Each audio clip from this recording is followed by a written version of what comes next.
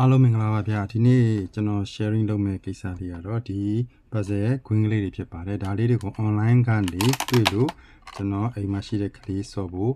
မှားလိုက်တာပါเนาะတကတ်မှာသူ10ခုပါတယ်တကတ်မှာ10ခုပါတယ်เนาะကျွန်တော်8000နဲ့နာမည်ပွဲဆိုတော့ကျွန်တော်ကတော့အကုန်လုံးစုံ4ကတ်ပေါ့เนาะ4ကတ်เนาะ4ကတ်ဝယ်လိုက်တယ်ဆိုတော့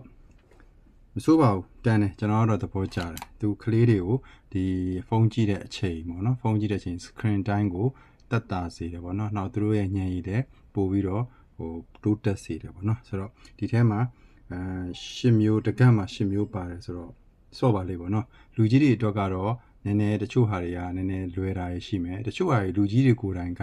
ခတ်တာမျိုးတွေရှိတယ်နော်ဆိုတော့ဘာပဲပြောကလေးတွေအတွက်ကတော့ပို့ပြီးတော့အကျိုးရှိတယ်နော်ဒီကြက်ရဲ့အနောက်မှာသူ့ရဲ့ဖြည့်ရှင်းပုံဖြည့်ရှင်းနည်းလေးပါတယ်ဆိုတော့နည်းနည်းခတ်မဲ့ထင်းတဲ့ဟာလေးတွေကိုကိုကကြည့်လို့ရတယ်နော်တချို့ဟာကြီးရည်စရာအနေနဲ့ပြောမယ်ဆိုရင်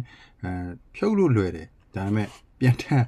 တက်ခက်တယ်နော်ကျွန်တော်ကတော့ဒီလိုမျိုးသွားလေရာကိုပေါအောင်ဒီလိုမျိုးလေးစောင်းထားလိုက်တယ်အဲ့ဒါဆိုရင်ကိုသွားလေရာမှာ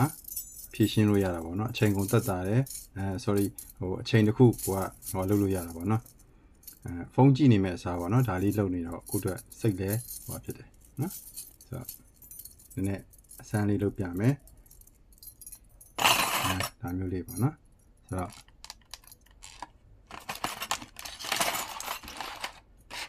ဒါလေးတွေဆိုတော့ဒါတချို့အရာတော့မိဘတွေတော့ကတော့လွယ်ပါတယ်ကလေးတွေတော့ကတော့ဒါနည်းနည်းခေါင်းစားမဲ့ကိစ္စပေါ့ဆိုတော့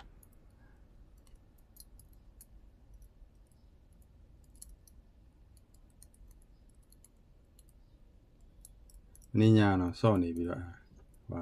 သဘောကြီးကြာနေနော်ဆိုတော့ဒီလိုမျိုးလေးပေါ့နော်ဆိုတော့တချို့ကိစ္စလေးတွေကတချို့ပစ္စည်းလေးတွေတချို့ခွင်းလေးတွေကဖြုတ်ရတာလွယ်တယ်ပြန်တက်ရတာကြောင့်နည်းနည်းခက်တယ်နော်ဆိုတော့ရည်စရာလေးပါနော်ဆိုတော့ဒါမျိုးလေးတွေအများကြီးပေါ့နော်နောက်သူပြောသလိုပေါ့နော်သူထဲမှာကဘာခေါ်မလဲဒီစတီးကဒီကောင်ကနည်းနည်းအမှားသားပေါ့နော်အလွယ်တကူဆွဲဆန်းလို့မရတဲ့စတီးမျိုးနဲ့လုပ်ထားတာဖြစ်တော့အလွယ်တကူလည်းအကျိုးပျက်စီးနိုင်ဘူးပေါ့နော်ဆိုတော့ကောင်းပါတယ်ကျွန်တော်ကတော့သဘောကျတယ်မိဘတွေအနေနဲ့ဒါမျိုးလေးတွေကိုအားပေးစီခြင်းနဲ့ကလေးတွေကိုနော်လုပ်စီခြင်းနဲ့အဲ့ဒါဆိုရင်တော့ကလေးတွေရဲ့ screen time ရောရမယ်နော်ကဲအားလုံးကျေးဇူးတင်ပါတယ်online မှာရှာကြည့်ပါကျွန်တော်ကတော့ဒီပစ္စည်းမရောင်းပါဘူး